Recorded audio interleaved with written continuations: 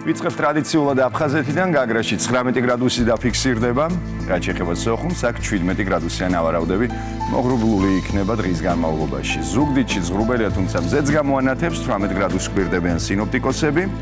მესტიაში 10 გრადუსი დაფიქსირდება და დღე ღრუბლიანი იქნება. ღრუბლის თანხლებით ჩაივლის დღე ფოთშიც. ბათუმში 19 გრადუსი და მზე გამოანათებს, ოზურგეთში 18 გრადუსამდე დათბება და ნაწილობრივ მზიანი დღე. ქუთაისში 18 გრადუსიანი ავარაუდები და ღრუბელი.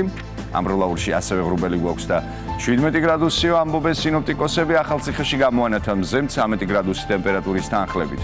ბორჯომში 12 გრადუსი, ღრუბლიანი იქნება, თუმცა მზეც გამოანათებს. ბაკურიაში მაქსიმალური ტემპერატურა 10 გრადუსი გვაქვს, მზეც გამოჩნდება, გორში 14 გრადუსიო გვამცნობენ სინოპტიკოსები. აი ცხინვალს რაც შეეხება აქ 13 გრადუსი და მზიანი იქნება დღე ნაწილობრივ, სტეფანწმინდაში 10 გრადუსი და მზეც ამოიწვერება ღრუბლებიდან. მზეს ჩანს გუდაურში 6 გრადუსი ტემპერატურის თანხლებით, 15 გრადუსიან ავარაუდები თელავში და ღრუბლიანი იქნება დღე. რუსთავშიც გვაქვს ღრუბელი, მაგრამ მზე აჯობებს იმედიადად 15 გრადუსი და ჩვენს დედაქალაქ თბილისში 15 გრადუსი და ღრუბლიანი ამინდი. აი, ჩვენი დედაქალაქი.